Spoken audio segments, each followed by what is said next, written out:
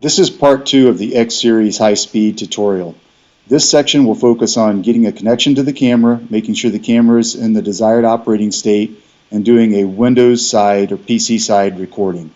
First, let's launch Research Studio. Go full screen. Go up top and tell it to scan for cameras. And it will find the X6981HS, and it will also find a T series that I have connected via USB. So you see both of the cameras here. Let's tell it to connect to the X6981HS. I like to see the serial number there. That means we have good bidirectional communication. So in a few seconds, we'll get our image.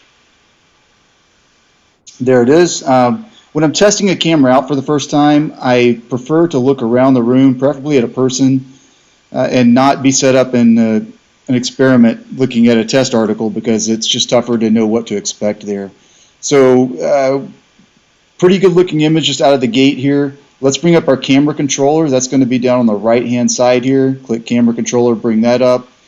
You can see that we're at 640 by 512, 60 frames per second, operating times 123 hours, focal planes at 77K, which is the expected temperature, and the other temperatures in the camera are a little bit warmer than room temperature. Go to setup. We have a factory calibration loaded. We're in the minus 20 to 55 C temperature range, and we're currently set for 60 frames per second.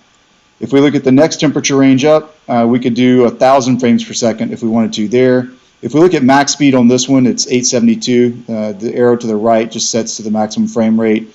But for PC side recording, we can't get it down gigi cable that fast anyway. So let's set this back to 60 frames per second.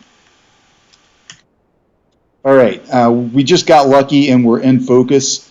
But if that was not the case and you have a motorized focus lens, you can use the lens control here to drive focus. This is really convenient if you're not co-located with the camera during the time of the test. It also has an autofocus button that looks at a rectangle in the center of the screen and looks for maximum contrast and gets focused that way.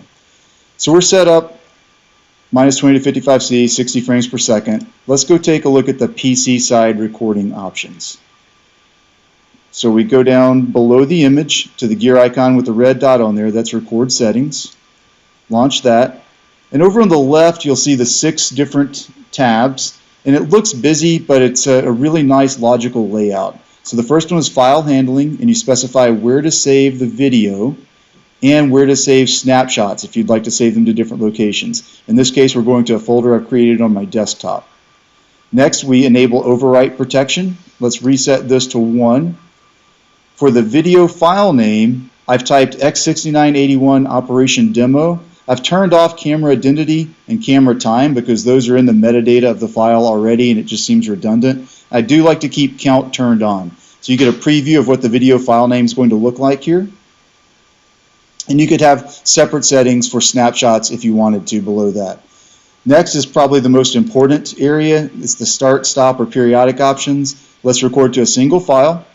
For start settings, let's just do a manual start. So we'll just click the button to start. And for stop, we have lots of options: manual, number of frames, duration. See the options here. But we're going to choose duration and just set for 10 seconds so the demo won't go too long. Next, take a look at performance. Let's save to the computer's RAM first because that'll minimize dropped frames.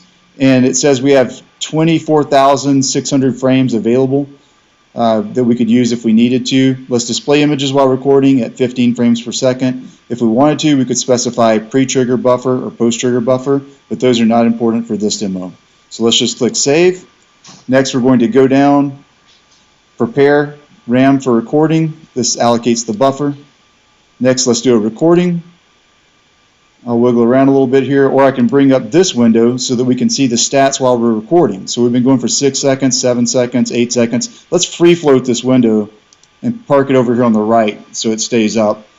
So we recorded for 10 seconds, 601 frames, dropped 0 frames, and our file showed up down here in the film strip. So you can see this is the 601 frames. If we wanted to open this file, we could open it and place it over in this window. So now we have the live image on the left and the recorded file over on our right. there's where we'd probably stop and do some analysis. Or if you wanted to export this to share it with a customer or a colleague, just click the export button down here and export this for FLIR Research Studio Player. Let's put it in the same file that we're using on our desktop.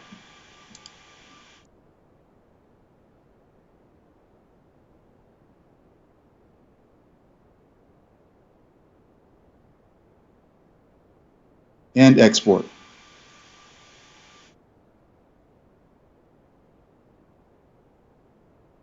So now we have it in the .frs format. This can be opened with the free FLIR Research Studio Player, and it works on Windows, Linux, or Mac, and it has all of the same analysis features of the full version of FLIR Research Studio.